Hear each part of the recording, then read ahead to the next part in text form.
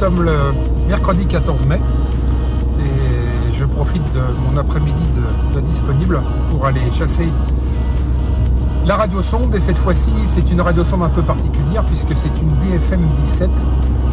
C'est pas la radiosonde nîmoise qu'on a l'habitude d'aller chasser. Pour la simple et bonne raison que les Nîmoises en ce moment elles vont toutes ou vraiment très à l'ouest de Nîmes, ou alors elles partent toutes en mer. Donc on n'a vraiment pas de chance. Ça faisait un bon moment où j'avais pas fait de chasse à la radiosonde. Mais cette fois-ci c'est un peu particulier puisque pas très loin dans la région de Marseille, il y a une entreprise qui fait des tests, qui fabrique apparemment des DFM, qui sont en train de tester des nouveaux microprocesseurs. Enfin c'est ce que j'ai entendu dire. Alors maintenant est-ce que c'est ça ou pas? Et à l'issue de quoi, ils lancent justement ces radiosondes pour faire des essais. Alors elles atterrissent naturellement dans le secteur, donc il y en a une là qui devrait atterrir à une quinzaine de kilomètres d'ici. Et je profite pour rejoindre, pour récupérer plutôt mon ami Robert, F6AUZ, et partir en chasse tous les deux. Voilà, donc là je suis sur la route, il fait beau, et c'est une opportunité pour partir en chasse d'une radiosonde un petit peu différente de ce que l'on a récupéré jusqu'à présent. Et même hier, il y a eu aussi un départ de l'OHP, c'est-à-dire une radiosonde munie d'un détecteur d'ozone de l'Observatoire Hauts-de-Provence, et qui malheureusement aussi est tombée en mer, donc pas de chance, on n'a pas pu non plus la récupérer. Voilà, donc pour l'instant, avec le RDZ sonde, on se contente juste de les capter, de les recevoir, mais pas d'aller les chercher. Bien, alors cette fois-ci, je pense que ça va être la bonne. En plus, on entend bien la radiosonde, qui est une émission un peu particulière. Là, il y a un peu de QRM parce qu'elle doit être à 18-20 000 mètres d'altitude, en gros, sur le 400 mégas. Mais toujours pas de... En fait, c'est une émission continue. Hein. Voilà, mais le ballon n'a toujours pas éclaté encore, donc... on va s'avancer un peu, essayer de se rejoindre avec Robert et puis de la retrouver ensemble. Allez, c'est parti. Comme vous pouvez le voir, on bénéficie de ce beau soleil, de ce beau ciel bleu, pour aller se promener un peu. Bon voilà, j'ai récupéré Robert sur la route. On va s'arrêter là un petit peu plus loin. Et puis on va essayer de voir ensemble quelle stratégie opter. Allez, on va se garer tranquillement. Salut mon bon Robert. Ça roule? J'ai une excellente nouvelle. Oui, vas-y, je t'écoute. Ouais, on va pas rester au bord de la route. Ah, t'as trouvé pour le... T'as mis l'interrupteur? Ah bah voilà, c'est ce qu'il faut que je fasse, parce que moi je le décode pas. T'as trouvé la combine là? Il va falloir que tu me fasses voir ça. C'est HCC qui avait bien travaillé. Ouais.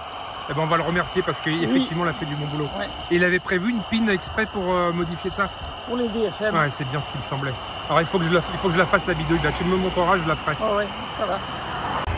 Ouais, ça décode bien, mine de rien.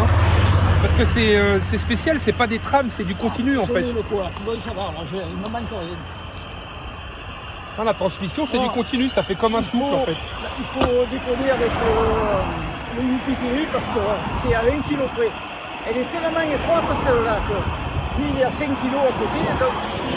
D'accord. Je ne décode pas toutes les trames. D'accord. Avec le UPTU, j'ai pris le dessus, tu décodes. Tu peux le mettre au kilo près, remarque, oui, avec le UPTU, je peux le faire. Ouais, avec celui que j'ai dans la voiture, c'est peut-être pas sûr que ça fonctionne. Ah si, ça marche pas. Ouais, parce que moi, celui que j'ai dans la voiture, le transceiver, il fait 5 kg minimum, le pas. Je croyais que c'était le UPTU. Bon, il est toujours en vol, hein, j'ai vu, le ballon, il n'a pas éclaté encore. Elle a combien là? 26 000 mètres, ouais. Alors voilà, on a repris la route.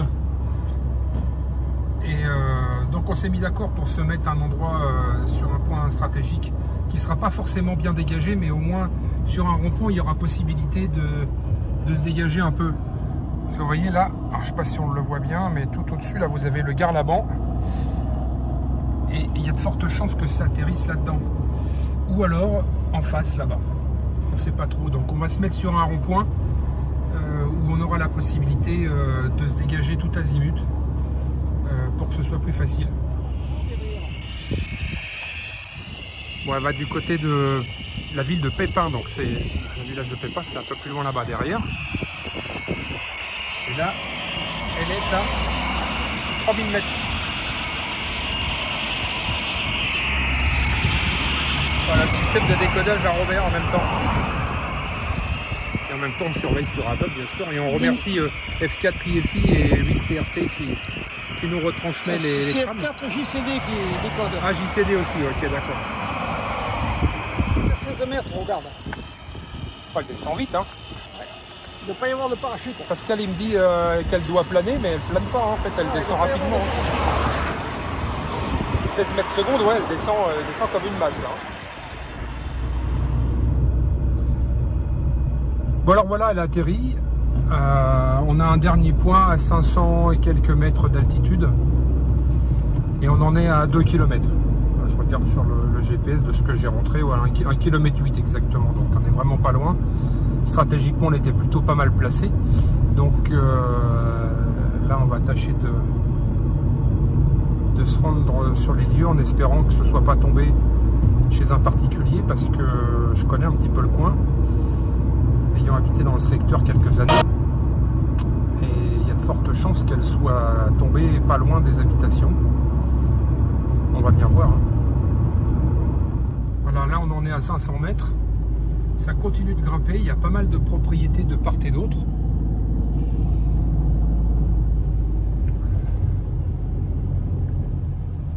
Je pense qu'on arrive sur le point haut là. Il nous reste encore 350 mètres. On est sur la bonne route, en tout cas, ça c'est une bonne chose. Voilà, on s'est arrêté hein, pour vous montrer qu'on est vraiment sur un point haut, c'est que ça redescend pas mal de ce côté-là. Là, on est sur la crête. Et normalement, la radiosonde, elle se trouve en circulation là. Voilà, elle se trouve à une centaine de mètres par là. Je vois que Robert, il n'a pas eu le temps, il n'a pas eu la patience d'attendre. Il doit être un petit peu plus bas. Je vais descendre à pied. Je pense qu'elle a atterri chez un, comme je le disais tout à l'heure, chez un particulier dans un jardin. Quelque part par ici. Mais à la vitesse où elle est descendue, je pense qu'il ne devait pas y avoir de parachute. Bon, est-ce que Robert arrive? Toujours pas là.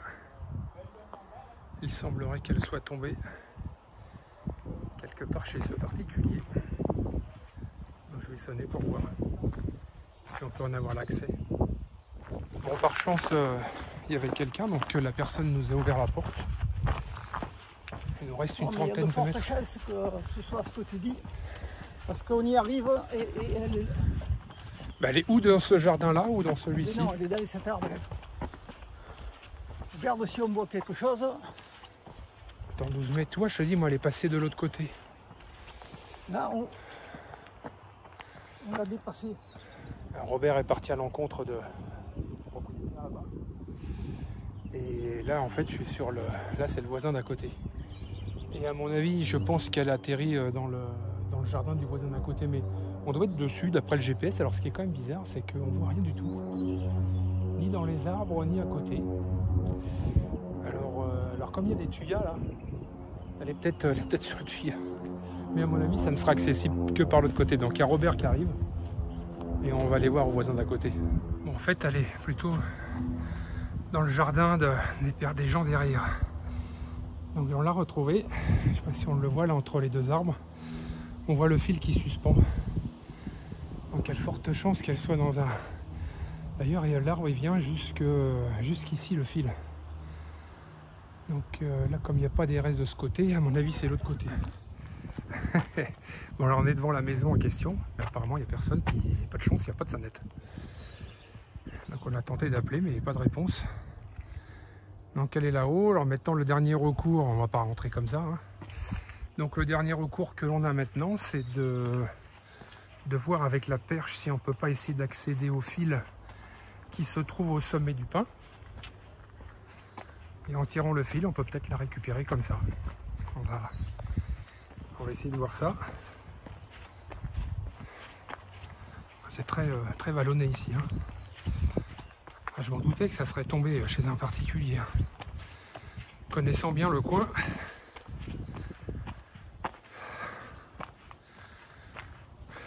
Je sais pas si la perche va aller jusque là, Robert.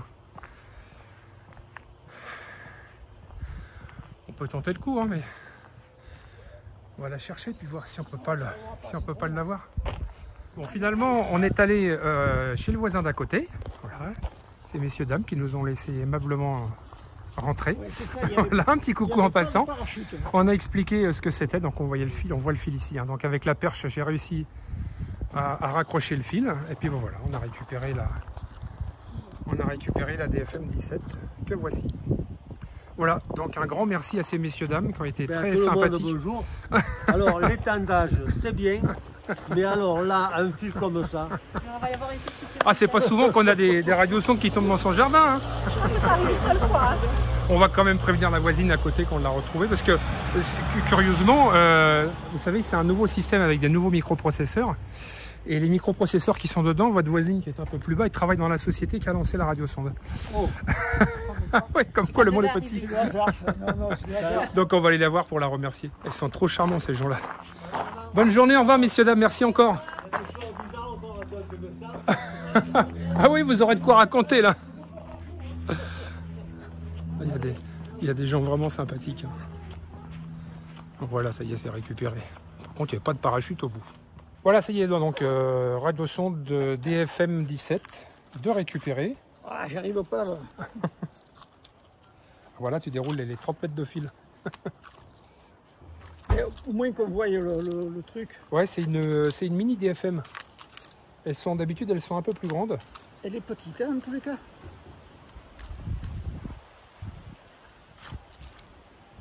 Ah, mon téléphone qui... Voilà. Voilà, comme ça, on voit. Ah bah voilà, comme ça. Voilà. Voilà, on voit bien le numéro de série et le fabricant. Voilà, en tout cas, merci de nous avoir suivis sur cette vidéo. Et puis, c'était une chasse, ma foi, intéressante. Il a fallu qu'on rentre chez des particuliers, mais bon... Monsieur est toujours là-bas. Monsieur est toujours là-bas, donc on lui fait un coucou en passant. Et puis en tout cas, c'est voilà, comme qu'on peut... Je la regarde tout le temps, plus qu'autre chose. Monsieur qui nous parle de là-bas. La fiabilité n'est pas toujours pile poil. Il était vraiment content de nous voir. Hein. Bon, en tout cas, merci à vous de nous avoir suivis. Et puis, on vous dit à la prochaine chasse. Voilà, on espère retrouver une autre DFM 17 parce que celle-là, je vais la... Robert, c'est la première fois qu'il en chasse une de celles-là, donc je vais lui laisser. Et puis, on verra bien s'il y en a une autre ultérieurement. Allez, salut les copains, à bientôt. Ciao, merci de nous avoir suivis. Bon, eh bien, nous sommes toujours à la même date du 14 mai. Et j'étais sur le point de rentrer. Que F4 Yefi Christian me téléphone en me disant écoute, la société en question qui s'occupe de lancer ces fameuses DFM 17, ils viennent juste d'en rebalancer une autre. Alors je crois qu'on va saisir l'opportunité puisque bon là on est dans le milieu de l'après-midi, donc on a il est 15h et quelques, donc on a encore du temps devant nous. Et en plus elle va tomber aussi dans le secteur puisque à 3 heures d'intervalle l'une et l'autre, forcément les vents d'altitude ne changent pas beaucoup. Donc on va rester dans le secteur et en plus l'ami Christian F4 Yefi, il habite dans le village d'à côté. Alors du coup je vais le rejoindre chez lui et puis on va aller la chercher dans le coin. Voilà, on va profiter de cette occasion. Ils font des tirs groupés, des tests paraît-il. Christian pourra certainement nous en dire un peu plus sur le sujet parce que je crois qu'il connaît bien l'entreprise. Qui fait ses lancements, je dirais, de façon inopinée. Je crois que c'est une société qui doit probablement travailler en partie sur les lanceurs de ballons, sur des systèmes télécommandés avec des nouveaux micropros. Enfin, on verra bien sur place. Christian pourra peut-être nous en dire un peu plus. Donc du coup, je vais me faire 2 chasses dans la journée et avec 2 copains différents. C'est toujours sympa, hein. On va profiter de cette occasion. Voilà, c'était une bonne opportunité pour moi qui avait du temps de libre cet après-midi. Alors, je prends la route et j'arrive chez lui dans quelques minutes là. On va essayer de suivre ça en direct. Et voilà, je sors de la commune de la Bouilladis, petite commune que j'ai bien connue pour y avoir habité quelques années. Donc je connais bien le secteur. Toujours sous ce beau soleil. Voilà, on arrive chez Christian. Salut mon bon Christian. Salut. Ça va bien? Bon alors, en plein décodage de la DFM, alors on se posait la question de savoir si c'était une DFM 09 ou 017. Alors des fois ça affiche DFM 17 Et quelquefois, elle va comprendre pourquoi ça affiche DFM 09. Hop, voilà. là voilà. DFM 09P. Pour moi, c'est le 09P comme la première. Hein. Alors c'est peut-être parce que c'est des nouveaux modèles. Je pense pas qu'ils aient changé parce que l'autre c'était Alors le 09P. Voilà, là, Christian, il habite pas loin d'ici. Le rond en fait. vert, le rond vert. Voilà, bah exactement, voilà, au-dessus. Voilà, la prévision, elle est juste là. Donc ça décode plutôt pas mal. Alors montre-nous. Ah bah oui, ton système de décode. Ah, voilà, le fameux TTGO qui décode. Le voilà. Eh, montre-leur là. Et l'antenne. L'antenne mélange à béton. Voilà. Fabrication maison, elle est chouette, hein. 403 mégas. Magnétique. C'est du beau travail en tout cas. Voilà. Voilà, donc il n'y a plus qu'à patienter un petit peu. Alors du coup, j'ai sorti le... comment dirais-je, prends ma petite antenne. mon TTGO. On l'a mis sur l'antenne externe. Hein. Oui, mais là, on reçoit bien en direct la DFM. Hein. Là, il affiche bien DF9P. Et de temps en temps, il marque DFM 17. Alors, il comprend pourquoi. Mais là, on a bien la position. On est à 10 km de la sonde. Et actuellement, elle est à 18 000 mètres. Donc, Christian, voilà, se joint à moi. Bonjour à tous. Avec plaisir. Voilà, tout à l'heure, c'était Robert. Maintenant, c'est Christian. Et puis là, on va se rendre sur les hauteurs de Tretz. C'est à 5 km d'ici. On a un petit doute concernant le passage de la crête de Mont-Olympe, Mont-Aurélien. Donc si elle éclate de ce côté et qu'elle reste de là, eh ben, on n'aura pas à franchir. Voilà. Sinon, il faudra passer de l'autre côté par le col de Saint-Zacharie où on va. Oui, parce que là, c'est montagneux ici. Hein. Donc effectivement, il risque d'y avoir de la crapahute à faire. Alors cette fois-ci, on est sûr qu'elle tombera pas chez un particulier comme celle de tout à l'heure, mais cette fois-ci dans la nature, alors, ou dans la forêt, ou, enfin ça peut être que la forêt de toute façon. Hein. Donc on va emmener la perche avec nous et puis on va voir ce que ça va donner. On a quand même un doute sur DFM 09 ou DFM 17 hein, dans le décodage. Alors moi j'ai regardé hein, en détail j'ai fait un agrandissement de celle qu'on a récupérée tout à l'heure. Je confirme que c'est bien une DFM 17 et pas 09. Parce que c'est vrai que sur un hub, de temps en temps, ça l'envoie. Alors je sais pas sur quelles données il se base pour l'envoyer une fois en 09, une fois en 17. Mais je confirme que c'est bien une 17 qui est envoyée. Hein. Allez, Tretz, on va bientôt y arriver. Et on va attaquer la côte. Et on devrait se retrouver, vous voyez la montagne que vous avez en face, tout en haut. Voilà, on devrait se retrouver. Voilà, donc on s'est arrêté. On va faire une recherche bio. Elle a touché le sol. Hein. Donc on entend le signal, on a la position, on va prendre la perche avec nous, parce que si c'est comme tout à l'heure, on va en avoir sacrément besoin. Et puis là, derrière moi, voilà, tout au bout de ce cul-de-sac, là, il y a un chemin d'accès, ce qu'on appelle un DFCI. Un sentier en fait, donc on va se prendre ce sentier là puis on va essayer de s'en rapprocher. Hein. T'es pareil mon bon Christian? Ah ben ma foi, on n'a jamais été aussi près. On va continuer, oui bien sûr on la reçoit. Oh, regarde le signal, on le voit bien là. Ouais. On va faire un point d'antenne. Ah ouais, on est dans la bonne direction. Là, il suffit de pointer le point là, non? Allez, oui tout à fait. On va aller la rechercher à la bio. Voilà ça monte hein. Allez Christian, un petit effort. Va me faire péter nos durites. Le ciel m'arrive à fond là. Elle est dans le champ, on est derrière. Ouais, c'est chouette. C'est chouette comme quoi. Ouais, c'est ça. On est dans la bonne direction. On porte l'envers. Je vous fais profiter du paysage derrière. Alors voilà l'environnement où on se situe. Et il y a un petit vallon là juste en bas. Je vais avancer jusqu'à la crête. Non, regarde, t'as un chemin là qui descend. Attends. Non, mais on va faire un peu. Regarde, j'ai le signal à fond, Christian. Ouais, on va se décaler encore en fréquence. On va se décaler là-bas, on va descendre à 204. On alignera, on fera un point différent. Ah, si tu veux. Peut-être on la verra. On a retrouvé le fil. La sonde, elle est un peu dans le fond. Allez, elle est de l'autre côté. Elle est de l'autre côté. Alors on va regarder. C'est bon, il y a le ballon. On va regarder, voilà, je voulais savoir s'il y avait un ballon dessus. Alors quand je vais éteindre le récepteur. Voilà. Regarde, alors le ballon, tiens, le voilà. On voulait savoir s'il y avait un parachute, mais apparemment non, il n'y a pas de parachute, c'est juste le dérouleur. Tiens, tiens, montré. Ouais. C'est juste le dérouleur et le ballon qu'elle a. Et je te filme. C'est pas des fils en terre. Allez, vas-y, moi je vais chercher l'autre côté. L'ARS. On va suivre le fil qui est de l'autre côté. Et l'accès, il va pas être simple. C'est pas facile d'accès. J'ai vu le fil au-dessus. Attends. Voilà. Ouais, ça y est, je l'ai, la sonde, elle est là. Mais c'est pas facile d'accès. La sonde, alors je vais vous faire un point. Bon, écoute, Elle est, je te laisse gérer ça. voilà. Pour le fil, je le tire. Elle est ici, que je dise pas de bêtises. Voilà, je le dois. Bon, avec la perche, elle était dans cet arbre-là, à peu près à 4 mètres du sol. Donc j'ai pu la récupérer, et la voilà. Et c'est bien une DFM 17. Voilà. Donc deuxième DFM trouvée dans la journée. Ça m'étonnerait pas qu'ils en tirent une autre ce soir. Hein. Ouais, c'est bien possible, hein. À ce rythme-là. Voilà, donc on va ramener ça.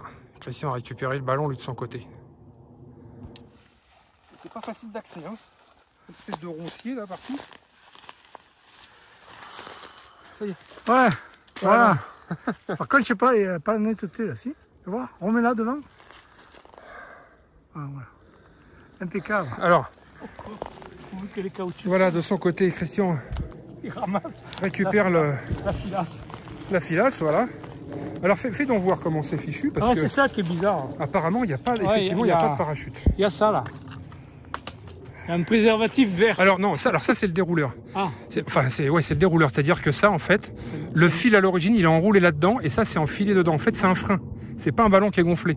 Quand le ballon il s'envole, le fil il se déroule, et le ballon en baudruche là, il a pour but de freiner le déroulement. Et oui, pas pour de pas que ça parachute. monte d'un seul Pas coup. de parachute. Donc il y a bien 30 mètres de fil. Il y a un machin, là. Il y a une puce là-dessus. Oh, c'est pas Ah mal, oui, ça. tiens. Pas mal ça. Ah, c'est pour calculer le débit de. Alors Le peut-être qu'ils se gonflage, servent de peut-être. ça pour le débit du gonflage. Hmm. Ah oui, c'est la première fois que je vois une carte électronique Il y a du ST avec le là connecteur. Regarde dedans comment c'est fichu. Je te laisse faire. Non, mais Ouais, après, oui, c'est peut-être pour, pour définir gérer la programme. hauteur là, en fonction de la pression peut-être. Parce qu'en fait, ce qui conditionne l'explosion, c'est la pression atmosphérique. Hein. Parce que bien donc, sûr. ça calcule, ça oblige la pression pour l'envoyer.